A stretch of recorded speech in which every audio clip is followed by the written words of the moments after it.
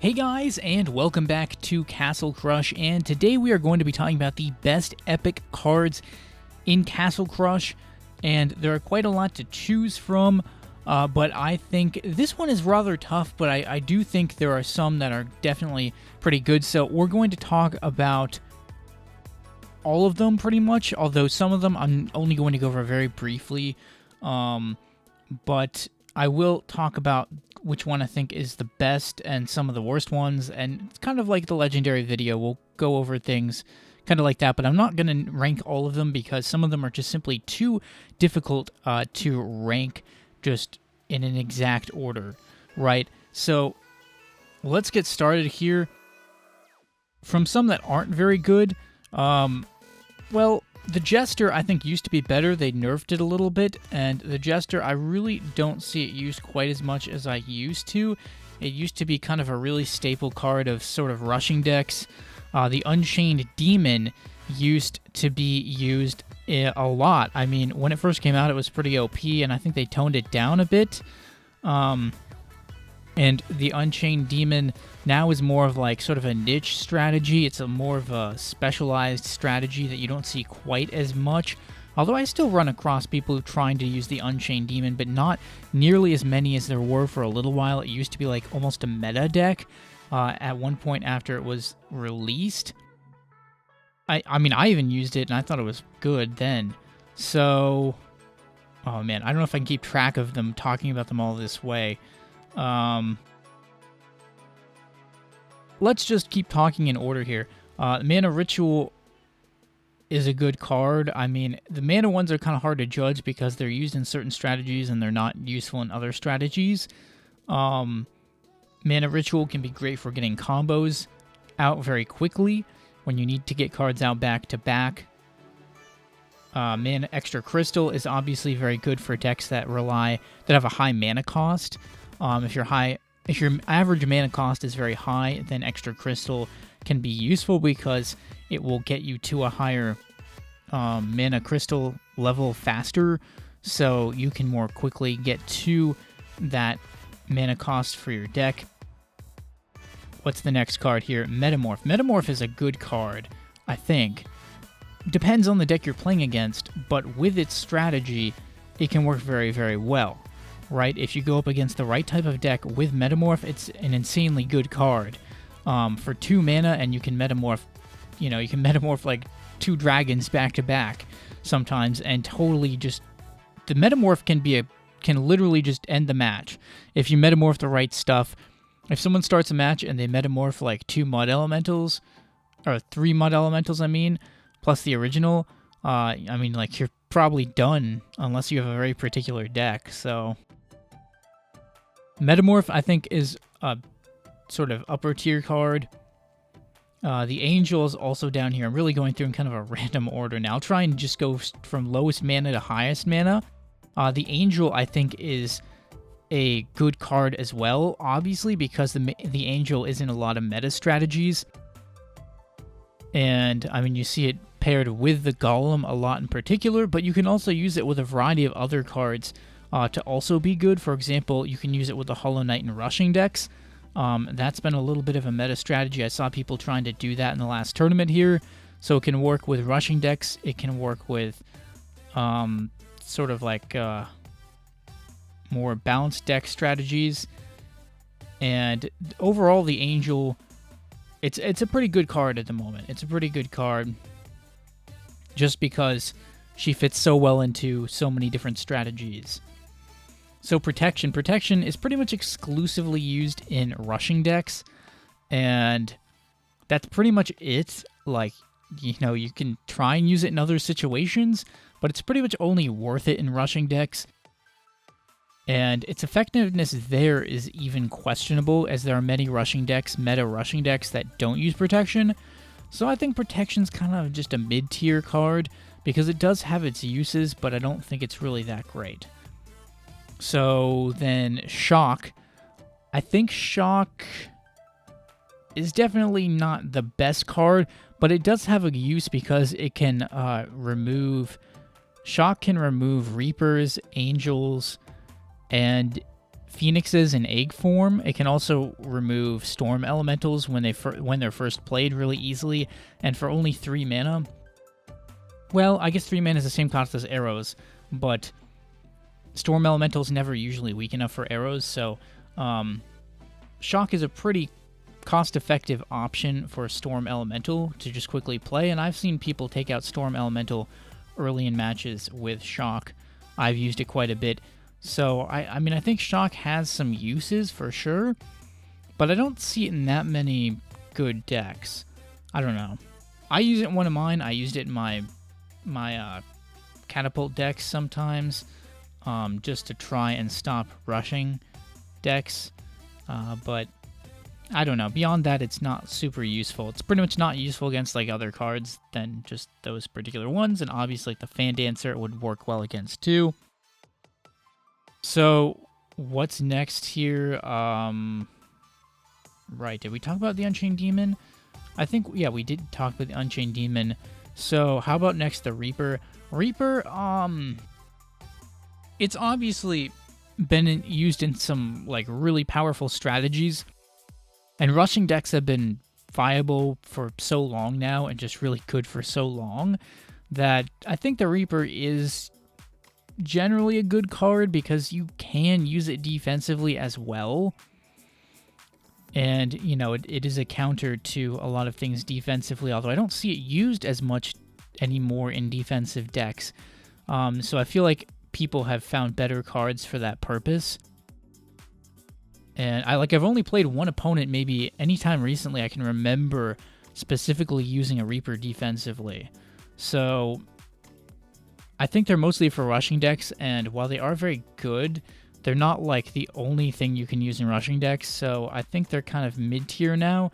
Reapers, I would have said in the past they were really good. My first tournament, I won with a Reaper deck. Now, I do think there are quite a few ways to counter them. Spike statues have been very popular in a lot of decks recently, specifically in the tournament. Like, I was using them left and right to counter people's Reapers, but there were a lot of people using Reapers, so... next one, Standard Bearer. This is one of the top... This has got to be one of the top 5. This has got to be one of the top 5 here. I'd say Standard Bearer is a top 5 card, and Angel is a top 5 card. And Standard Bearer, again, because much like the Angel, it literally defines an entire set of strategies in Castle Crush. And, I mean, this is a card if you're going to get, like, the legendary cards to get thus far that we've covered are definitely Angel and Standard Bearer. Like, those are the first two I would get out of the ones we've gone through, because they're very important to strategies in the game. Standard Bearer, like for any rushing deck, you have to have Standard Bearer. Otherwise, it's just not a rushing... Well, that's not entirely true. That's not true because you can rush people with Skull Queen, but then they call it a Skull Queen deck. But it can still be rushing, you know, because the Skull Queen does make the skeletons go really fast. So then we have the Genie. And the Genie is kind of like a cheap Storm Elemental, except it doesn't have the area effect that the Storm Elemental does when it lands, and it can't go 1 versus 1 versus very many other cards, except for cards that are, you know, it can be a good counter to, say, the Angel, but people don't really use the Genie. I haven't seen it used that much in that way recently. People tend to favor the Storm Elemental, really, or just spells, rather than Genie, unless they're trying to use a deck that's about quickly taking out the opponent. Then you can use its ability to drop right in front of the opponent's castle, and that can also be kind of a useful thing. But, you know, it's generally too slow to take care of a Black Witch. You know, it's not really the best card. And then we have the Resurrection. The Resurrection can actually be pretty darn good, but I don't think it's really a top 5 legendary card because it can be very, very hit or miss, especially because it's bringing the cards back at, like, partial health, and whatever they just died to is probably stronger than them anyway, unless it was a spell that they died to. So there's a lot of situations where bringing back certain cards isn't always going to be super helpful, but if there were key cards that your opponent used a spell on, then Resurrection can be pretty good. For example, I played against someone who was using it to bring back their Necromancer, and I only had like a couple spells that could actually get, a couple cards that could actually get rid of the Necromancer, and I used them, and they literally resurrected the Necromancer twice, and then I had no way to get rid of their Necromancer. So, yeah, I think Resurrection can be very good in specific decks, so it's good. How about the Wraith? Some people use the Wraith really, really well. I do think her mana cost is it's a little bit high for a card that doesn't really have much defense. It has to be played behind something. And yeah, I mean, she's a good card, but like, I feel like in general people prefer the Shaman because it's one more mana, but it has more health than the Wraith does. So, I don't know, I feel like the Shaman and the Wraith kind of compete a little bit. Although Wraith does get used in rushing decks a decent amount, so it has some interesting uses.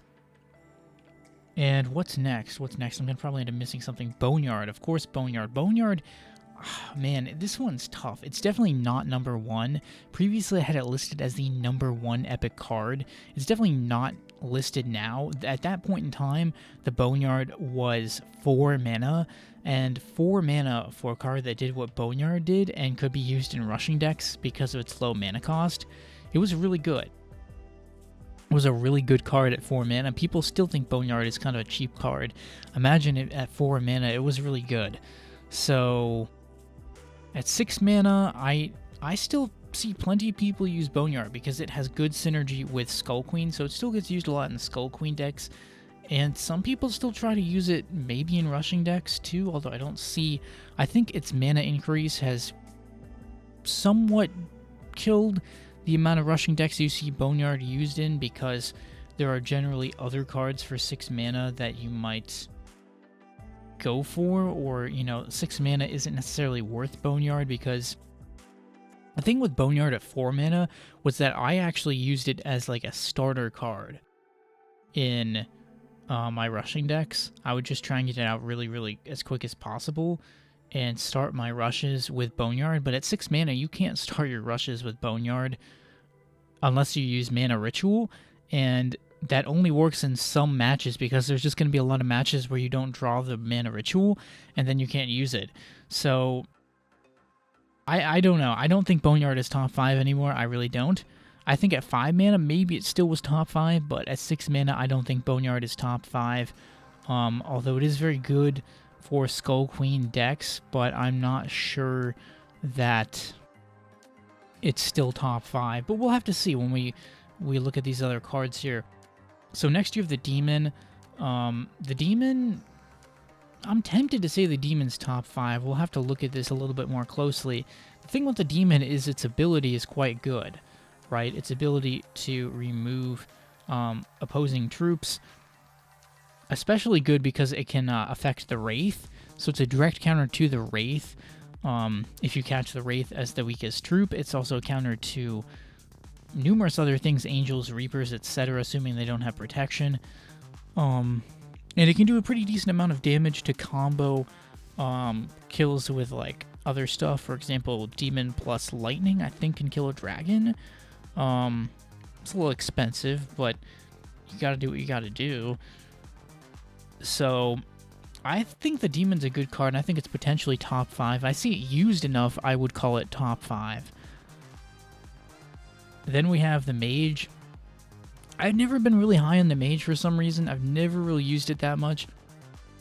The thing is, for 6 mana, there are just other cards that you can use. Like, if you want to just get rid of skeletons, but, the Inferno can be better in a lot of ways because it can catch things that are much farther away with its area damage. The Mage is good in that it's a ranged card, but, again, there's a lot of reasons to use a lot of other cards in the game other than the Mage. I don't think it's top 5. I don't think it's top 5 because, there's a lot of other options to do similar sorts of things that are more effective than the Mage, and the Mage's attack is kind of weak. So, for 6 mana, and the Mage is weak too, so for 6 mana, I don't think it's the best card. So then from there, we look in at the Spectre, and the Spectre is a really hard card to judge because, you know, like, I wasn't seeing it used in the tournament very much, but it has a lot of use in other, like, castle levels and just general trophy pushing. So I think the Spectre is a good card, and man, I feel tempted to put it... I'll say it's top 5 for right now. I will say it's top 5, because the Spectre, it can be very, very, very good with the right decks. It ends matches. That card ends matches. Much like some of the other cards I mentioned, it has entire strategies just built around this one card. That's how key of a card it is to get. It's definitely a good card to get. Like, if we were to list the cards I would say you should get, probably Spectre, Demon, Standard Bearer, and Angel are some of the most important to unlock the most strategies. So the last two epic cards here, I think I'm actually going to push the Spectre back out because these last two have to be two other top 5 cards. And the first one is the Fire Elemental. And the Fire Elemental initially to me seemed high, like its mana cost was pretty high for what it does, but then I realized it's actually pretty good at fighting. Like, it's actually a stronger card. It's not just its ability, it's actually a strong melee card as well. And I think the Fire Elemental, just for its ability to like surgically remove other cards, especially ones that are deep in lanes behind tankier cards, is just, it's so game-changing. At least for me in the tournament, it was incredibly game-changing. It was the key card. The Black Knight for me finished it off, but the Fire Elemental almost always destroyed my opponent's strategy. That was the card that really wrecked their strategy, was the Fire Elemental, and how I played it basically determined like whether or not I won those matches. In a lot of them.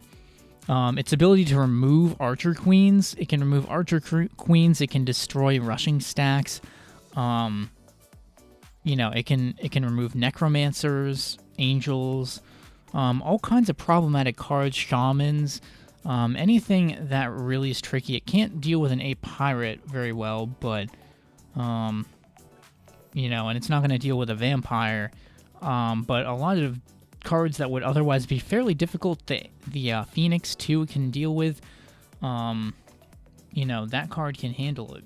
So I think Fire Elemental is in the top 5, and then obviously Black Knight also has to be in the top 5, I think, just because it's a really strong melee card. It's a really strong melee card, and it's very good. It's very good. It can just power its way through stacks. If you can get it out quickly, it can destroy rushing stacks, as long as they're not raging, and it's a pretty strong melee card against a lot of other things. And it's pretty good in its class for like being a finisher card. I wasn't so high on it, but after using it in the tournament, I actually feel like it's a better finishing card than I've given it credit for recently. So last card up here then is going to be the Skull King. Now the Skull King, it's a good card, but skeletons... The Skull King, it's definitely a card that can be just wiped with a 3-mana arrows, so it's definitely a card that, you know, it's powerful, but it has a pretty big weakness in the number of things that are good against skeletons. So that's why I think the Black Knight is a little bit better. And the Skull King also isn't going to be able to clear one-lane push, and there's a lot of one-lane pushes that are going on these days. So the Black Knight is just insanely better for trying to clear single-lane pushes than the Skull King is. Anyways, I mean, so I think the Skull King is okay. I think Black Knight is top 5. Fire Elemental's top 5. I guess Spectre is getting left out, although I think it's really good for lower level castle tiers, especially when you don't have access to some of the better finishing cards. Spectre is a good finishing card. And I think Demon is top 5, just based on how often I see it used, both in the tournament and in the ladder. I think Standard Bearer is top 5, and I think Angel is top 5. Which card is the best? It's hard to say exactly which card is best, but in terms of the one I would say like you have to have the most, it does depend very much on your strategy, but for anybody who's wondering which epic card they like definitely I would say should probably have, I mean, I think the standard bear is probably the most used card. I mean, it's like you can't have a rushing deck really without a standard bear. It's so essential to so many strategies in this game. I think the standard bearer is probably still one of the best cards and maybe the best epic card, although it's really just its ability. It's not like it's that great of a card on its own, but its ability is so powerful for so many strategies, for so many rushing strategies at least, that it's so good. I mean, I know a lot of people would also argue the Angel is the best, maybe, but the Angel can be cleared really easily. The standard bearer, I mean, you can clear it really easily too, I guess, but I don't know. It's usually mixed in with the other cards, and it's usually not the card you're even worrying about so much. I think that has to be one of the best, or maybe the Fire Elemental is the best. But a lot of people would say the Black Knight is the best. It's kind of hard to say because they all have different roles in what they're doing and in which decks they fit into. Like, you're obviously not going to be using a Black Knight or Fire Elemental in a rushing deck, so for those decks, I mean, they're not going to be the best card to have. Depends what type of strategy you want to use. That's going to dictate which cards you really need to get. But it's hard to go wrong with the standard bearer in the current meta because rushing decks are still really, really, really good and really useful for like many situations, and you can beat players many levels better than yourself if you're just really good at timing rushing decks. So anyways, that is going to do it for this video. So leave a like if you enjoyed. Let me know your thought in the comments about this video and what other types of content I should create. Maybe subscribe if you're new to my channel for more content. And thanks for watching, guys, and stay tuned for more videos.